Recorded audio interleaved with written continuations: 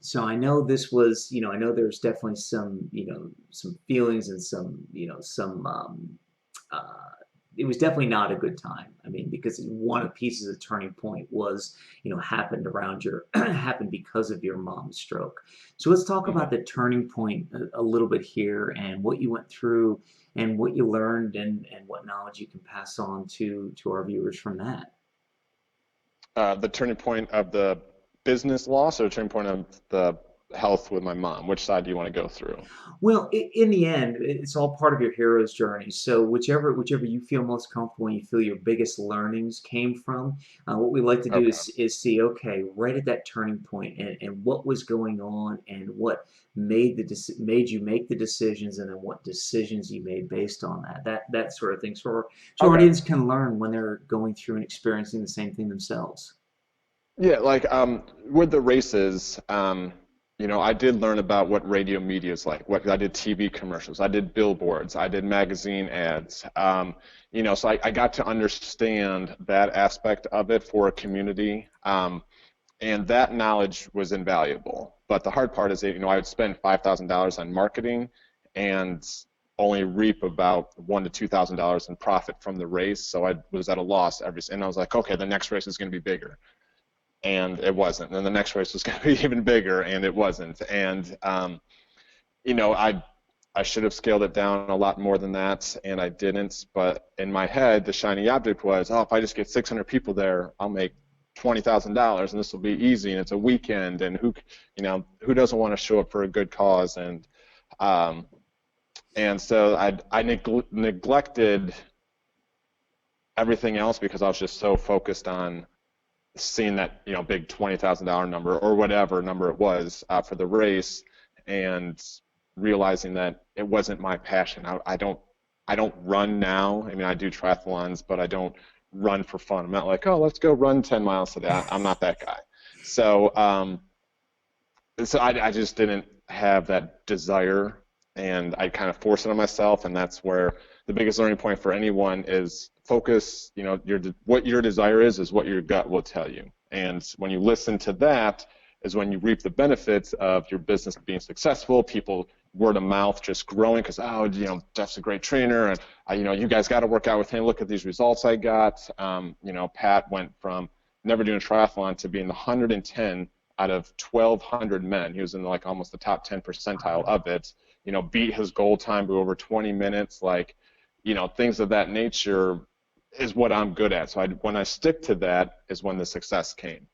Yeah, and it's so interesting you point out because I'm a big believer in the law of attraction. I do believe that, when we're asking for the right things and we're asking for things that are what we're meant to have, that they will come. It's kind of like you can't ask for, can't ask for $1 billion if you're meant to have a million. So, I mean, it's something that you can't ask for. And just like in your case, you are out asking for this success in these races and doing what we all do because we've all read Napoleon Hill, we've all read, Maxwell Maltz, we've all read James Allen, we've all read, Wallace D. Wallace, we've all read all these guys, and basically it's like, look, you have to have this vision, and if you just stick to the vision, and you never know when you're 3 feet from gold, and all the stuff that we've been taught in this industry.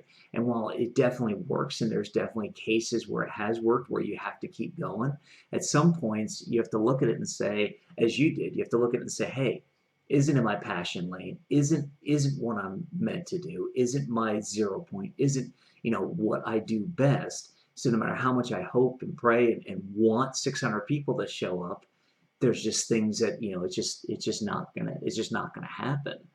So Exactly. the question for you is this though, is so let's say somebody is out there and really believe, has had a bad event or a bad first thing, but really believes it's their passion and they want to keep going. What learnings when you had the bad for when you had a less than ideal first event and you tried to do your second event, did you change anything? Did you do anything different, or did you do exactly the same thing you did for the first event and just more of it? Which was it? I changed the marketing. So like the first event was a dog run. You run with your dog, and so that one was radio spots and TV commercials because dogs are cute on TV. Um, And so we got 150 people there that showed up. But it was pouring down rain. It wasn't a great weekend, so that was bad. Then the second one was going to be a Mother's Day race, and I had like TV giveaway prizes, pure romance things, Victoria's Secret gift cards, like all this kind of stuff. So I went with more of the merchandising, and we did billboard ads for that one. Literally 13 people signed up for that race, and I had to cancel it, which means I lost all the money I spent on the advertising. So then the next one was a country music race. So I spent a lot on bars where people are listening to country music at nighttime. Went to a lot of restaurants. I had a live band there. Went to I paid for radio spots on country music stations and in the magazines and stuff like that for what I thought people were going to be checking out. And I had 250 people show up to that one. That was my most successful one. But again, it was nowhere near the point of profit that was what I needed. So I think that's a really interesting story because you did what everybody would say you should have done to be successful. It's not like, a lot of times I'll hear people who promoted events, and I've done it too. I mean, I've promoted events and, I've tried to do the whole word of mouth thing. And, I've gotten people involved in the events that I knew were good promoters that just didn't come through and didn't promote. So, people would say, well, you could have done more. But man, listen to everything you did. You did everything right. You went out and said, okay, I'm going to go to where the people are. I'm going to give the giveaways that are going to attract people to the event. I'm going to do everything right. And yet you still didn't make a profit. So my question to you, and the reason I want to kind of summarize that is I have a question to you. After that third event, after that, when you had, you get 250 people, which is a lot of people, but it's not profitable, so you needed a lot more. What did you think about at that point? What was going through your mind after that third event? Did you think about doing a fourth event, or was that the point where things just changed and you said, I got to do something different?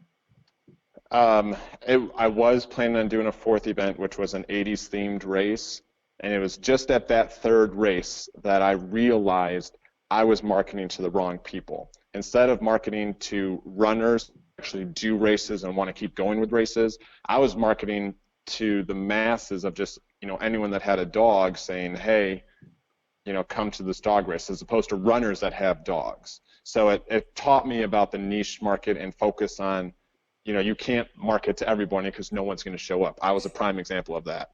I should have focused on, runners the entire time, going to the running stores, the running magazines, that kind of jazz. I just assumed that was a given, and and after that third race, I was going to do the fourth one, but the wife was on the opposite side of that opportunity, so if I wanted to stay married, we had to go through a compromise, and I'm still married. So. Well, and it's interesting because it's always great to have that balance in your life, that person that helps balance you out. It's great when they support your dreams, but it's also good when they've given you the support for the dreams, but then at least are willing to talk to you and kind of, balance things out and because I'm sure that she at least gave you an opportunity to run the fourth race. I'm sure she wasn't like, I'm leaving you if you run a fourth race, right? No, not that. It was just, she's like, we have two kids, we have a house, we have a mortgage, you're down this much. I mean, we can't, it just, we weren't going to go, I didn't want to go through bankruptcy. It was a bad year, financially as it was anyway, but it, you have to fail in order to succeed next. I mean, I don't know anyone that's in business that just automatically succeeded. Right. And even the people who do seem like they automatically succeeded have been doing other things forever. Like there's a story, I think it's Brendan Burchard, wrote children's books before he became, the motivational experts academy type speaker Right. and everything he is today. So I think everybody's got that story. John Maxwell was a pastor of a church in Hillham, Indiana, with like 12 people or something crazy like that. So, Mm-hmm. yeah, it's very, very interesting. In fact, I also just saw, everybody knows how big of a success Tony Robbins is, but I just saw, I think, somebody put on their Facebook something about, what started off in small halls is now up to arenas, and I guess they're going to do an unleashed. It sounds like they're doing an unleashed the power within in an arena coming in the next year or something like that, like in a big arena Wow. setting. So yeah, it's kind of, and there's going to be a lot of people who, granted, unless you're under a rock for the last 20 years, probably not. But there's going to be some people who just have never heard of Tony Robbins. You go, wow, he's big. He just is overnight success. And it's like, no, you obviously were watching the infomercials in the 90s where he was walking on the beach talking to, I forget the newscaster's name, but talking about living in a bus and all this other stuff. So we can go Right. on forever about that. So let me take my one breath an hour and then let's jump into the aftermath. To watch the rest of this epic episode now, click on the link below the video. Do it now, you'll be glad you did. Are you still here? What are you waiting for? Watch the rest of this epic episode now by clicking on the link below the video.